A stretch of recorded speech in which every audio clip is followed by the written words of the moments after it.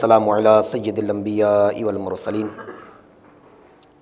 اما بعد فاعوذ باللہ من الشیطان الرجیم بسم اللہ الرحمن الرحیم اقیموا الصلاۃ وآتوا الزکاۃ صدق اللہ العظیم وصدق رسولہ النبی الکریم الامین الصلاۃ والسلام علی سید الانبیاء والمرسلین الصلاۃ والسلام علیک یا سیدی یا رسول اللہ وعلی آلک واصحابک یا حبیب اللہ الصلاۃ والسلام علیک یا نبی اللہ وعلی آلک واصحابک یا خاتم النبیین۔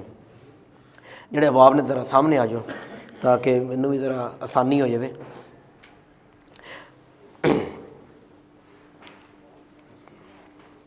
ہم نے طہارت کا بیان شروع کیا، پھر اس کے بعد نماز کا بیان۔ نماز کے بیان میں ہم نے نماز کی شرائط، نماز کے فرائض، اور آج ہم انشاءاللہ تعالیٰ نماز کے واجبات کے بارے میں بات کریں گے۔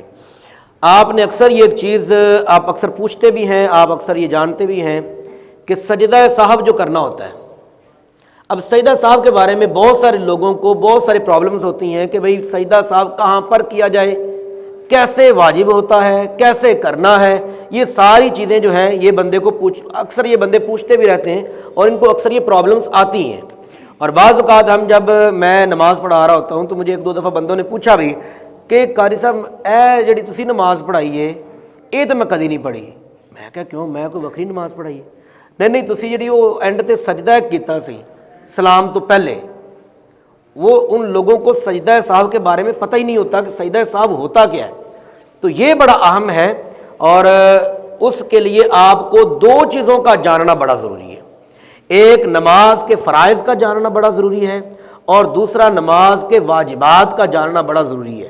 اگر آپ نماز کے فرائض اور نماز کی واجبات کو جانتے ہیں تو پھر آپ سجدہ صاحب کا اصول جو ہے وہ سمجھ سکیں گے، اور اگر آپ کو نماز کے فرائض اور واجبات، خاص طور پر واجبات کا اگر نہیں پتہ تو پھر آپ سجدہ صاحب کا اصول نہیں سمجھ پائیں گے اور آپ کو پھر وہی پرابلمز آتی رہیں گی۔ تو اس لیے واجبات کا جاننا بڑا ضروری ہے، اور آج ہم جو ہے وہ واجبات کے بارے میں ہی بات کریں گے۔ تو سب سے پہلے جو ہے واجبات میں کہ ہم نے بات کی تھی کہ تکبیر تحریمہ کہنا یہ کیا ہے؟ فرض ہے۔ تکبیر تحریمہ کہنا فرض ہے۔ بعض نے لکھا ہے کہ یہ جو اللہ اکبر کہنا ہے نا، اللہ اکبر، لفظ اللہ اکبر یہ واجب ہے۔ تکبیر تحریمہ کہنا، ہاتھ اٹھانا اور تکبیر تحریمہ کہنا دونوں کو ملا کر یہ فرض ہے، لیکن لفظ اللہ اکبر کہنا یہ واجب ہے۔ اب اس کے ساتھ الحمد پڑھنا، اب اس کی ٹوٹل جتنی بھی آیات ہیں ساری کی ساری آیات اور ہر لفظ پڑھنا، الحمد شریف کا ہر لفظ پڑھنا، الحمد للہ رب العالمین الرحمن الرحیم، یہ سارے ایک ایک لفظ جو ہے یہ کیا ہے؟ یہ واجب ہے۔ اگر ایک بھی لفظ رہ جاتا ہے تو آپ کا واجب جو ہے وہ ترک ہو گیا، واجب چھوٹ گیا۔ اگر ایک لفظ بھی رہ گیا تو واجب چھوٹ گیا۔ اس کے بارے میں پھر بعد میں اینڈ پہ جا کے بتاتا ہوں پھر اصول کہ سجدہ صاحب کہاں پر ہم کریں۔ یہ بات پہلے ذہن میں رکھیے گا کہ تکبیر تحریمہ کا لفظ اللہ اکبر کہنا اور الحمد شریف کا ایک ایک لفظ جو ہے وہ واجب ہے۔ اس کے بعد سورت ملانا، اور سورت میں جو ہے وہ آگے 3 آیات کا پڑھنا، 3 آیات چھوٹی ہوں یا ایک آیت اتنی لمبی کہ 3 آیات جتنی ہوں، یعنی کہ وہ آپ پڑھیں تو وہ بھی واجب ہے اس کا تلاوت کرنا، یعنی کہ آپ کا اس کے بعد کوئی سورت ملانا یہ کیا ہے؟ واجب ہے۔ میں نے کل عرض کی تھی کہ قرات کرنا کیا ہے؟ فرض ہے۔ کہ قرات کرنا کیا ہے؟ یہ بات یہ ساتھ ساتھ بولا کریں، آپ کو یاد ہو جائے گا۔ قرات کرنا کیا ہے؟ فرض ہے، لیکن سورۃ الفاتحہ کا الگ سے پڑھنا یہ کیا ہے؟ واجب ہے۔ اور سورت کا الگ سے ملانا کیا ہے؟ واجب ہے۔ کیا ہے؟ لیکن ان دونوں کا یعنی کہ مطلقاً قرات کرنا کیا ہے؟ فرض ہے۔ اس کے بعد نماز فرض میں پہلی 2 رکعتوں میں قرات واجب ہے۔ نماز فرض میں جب ہم فرض نماز پڑھ رہے ہیں، مثال کے طور پر ظہر کی نماز پڑھ رہے ہیں تو ظہر کی نماز کے فرض کتنے ہیں؟ 4, پہلے 2 اور بعد میں 2، یعنی کہ ایک اتحیات سے پہلے 2 اور اتحیات بیٹھنے کے بعد قاعدہ اولا کے بعد جو دوسرے 2 رکعتیں ہیں۔ اب پہلی دو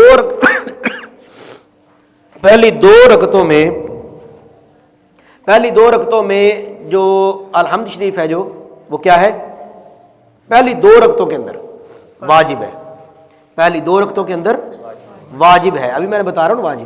اب دوسری 2 رکعتوں کے اندر جو ہے وہ مستحب ہے، نفل سنت ہے، وہ اگر آپ نہیں بھی پڑھتے، اگر آپ دوسری 2 رکعتوں کے اندر آخری 2 رکعتیں جو ہیں پہلی اتحیات بیٹھنے کے بعد دوسری 2 رکعتوں میں اگر آپ کھڑے ہوتے ہیں اور آپ ان 2 رکعتوں کے اندر اگر آپ نہیں بھی پڑھتے اور آپ اتنی مقدار میں کھڑے ہو جاتے ہیں کہ 3 دفعہ تسبیحات پڑھی جائیں، 3 دفعہ تسبیحات پڑھی جائیں، تو آپ کا قیام ہو جائے گا، اور قیام کے بعد اگر آپ رکوع میں چلے جاتے ہیں تو آپ کا قیام ہو جائے گا، نماز ہو جائے گی۔ لیکن میں یہ بتاتا چلوں کہ یہ پڑھنا جو ہے وہ مستحب ہے، اچھا عمل ہے۔ تیسری اور چوتھی رکعت فرضوں کی، سنتوں کی نہیں میں بات کر رہا، کن کی بات کر رہا ہوں میں؟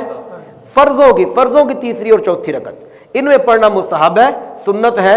باقی پہلی 2 رکعتوں میں سورۃ الفاتحہ کا پڑھنا کیا ہے؟ واجب ہے۔ اس کے بعد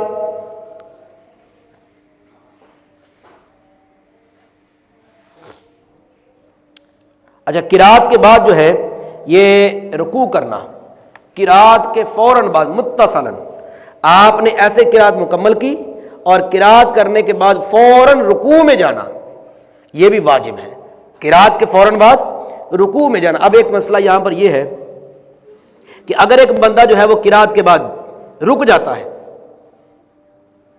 اور رکوع نہیں جاتا، اور 3 تسبیحات جتنا ٹائم رک جاتا ہے قرات کرنے کے بعد، 3 تسبیحات، سبحان ربی الاعلی یا سبحان اللہ یا سبحان ربی العظیم، یہ بھی 3 تسبیحات جو ہیں، کوئی بھی 3 تسبیحات اتنی مقدار میں اتنے ٹائم کے لیے رک جاتا ہے اور رکوع نہیں جاتا تو اس پر سجدہ سہو لازم آ جائے، کیونکہ قرات کے بعد یعنی کہ جو آپ نے سورۃ الفاتحہ کے بعد جو بھی سورت پڑھی، آپ نے سورۃ الاخلاص پڑھی یا کوئی بھی سورت پڑھی، تو اس کے بعد متصلاً اس کے فوراً بعد رکوع کرنا کیا ہے؟ واجب ہے۔ کیا ہے؟ واجب ہے، اس کے ساتھ ملا کر پڑھنا واجب ہے۔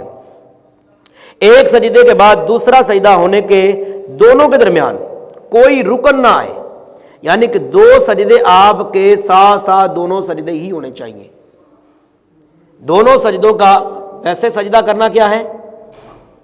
سجدہ کرنا کیا ہے جی؟ فرض ہے، نماز میں کیا سجدہ کرنا؟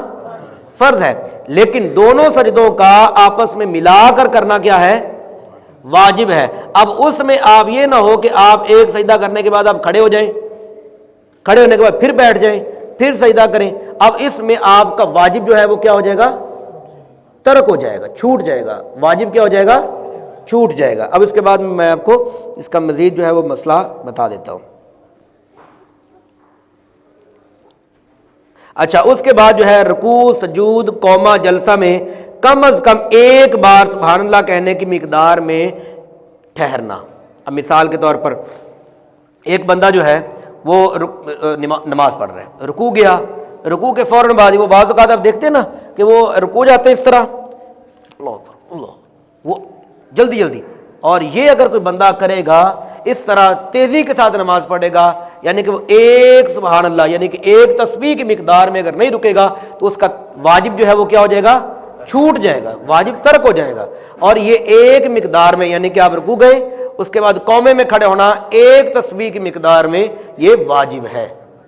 اس کے بعد آپ سجدے میں گئے، سجدے کے بعد آپ جب دوبارہ بیٹھے تو ایک تسبیح کی مقدار میں وہاں پر بیٹھنا کیا ہے؟ واجب ہے۔ اگر کوئی بندہ نہیں بیٹھے گا اور جلدی اس طرح کر کے نماز پڑھ رہا ہے تو واجب ترک کر رہا ہے۔ اب اس کا اگلا مسئلہ بعد میں آپ کو بتاتے ہیں۔ اچھا، اس کے بعد جو ہے قاعدہ اولا، پہلا قاعدہ جو ہے، اب مثال کے طور پر جو 4 رکعتیں پڑھ رہا ہے، 2 رکعتوں کے بعد جو ہے وہ اس نے تشہد میں بیٹھا ہے، تو تشہد میں بیٹھنا پہلا جو قاعدہ ہے وہ بھی کیا ہے؟ واجب ہے۔ اب وہاں پر بیٹھنا کیا ہے؟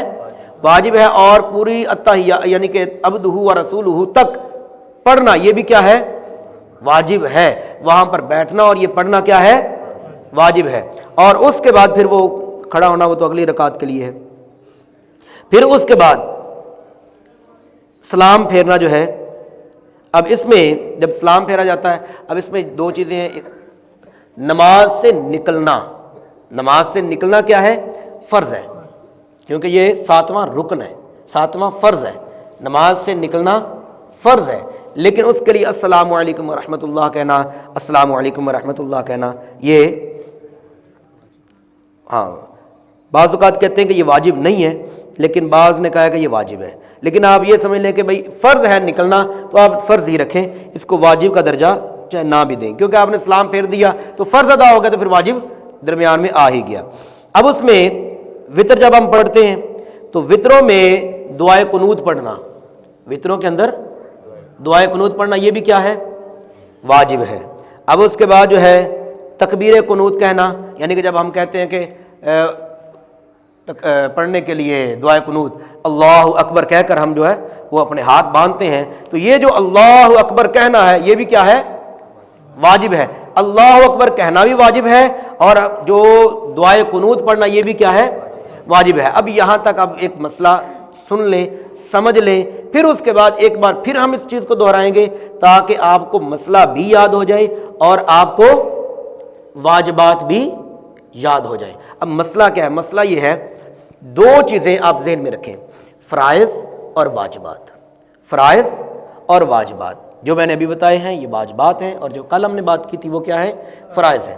اب ان کا اصول یہ ہے کہ اگر کوئی بندہ نماز کی حالت میں واجب یا فرض اس میں تاخیر کر دیتا ہے، میں دوبارہ کہہ رہا ہوں، فرض یا واجب، فرض یا واجب اس میں تاخیر کر دیتا ہے.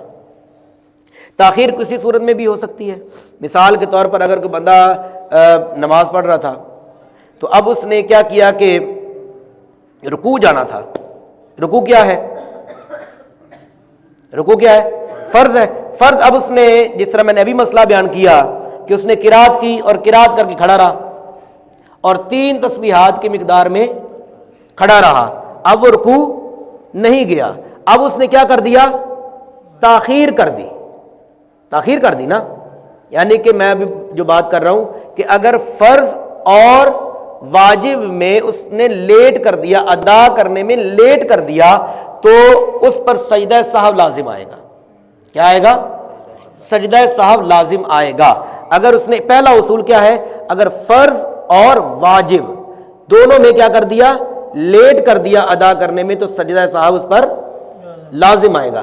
اب دوسرا مسئلہ یہ ہے، دوسرا اصول یہ ہے کہ اگر اس نے واجب کو ترک کر دیا، چھوڑ ہی دیا، واجب کو کیا کر دیا؟ چھوڑ ہی دیا، تو پھر بھی اس پر سجدہ سہو لازم آئے گا. اب یہ دونوں چیزیں دوبارہ ذہن میں رکھیں، فرض اور واجب اگر لیٹ ہو جائے، فرض اور واجب اگر لیٹ ہو جائے تو پھر اس پر کیا ہوگا؟ سجدہ سہو ہوگا.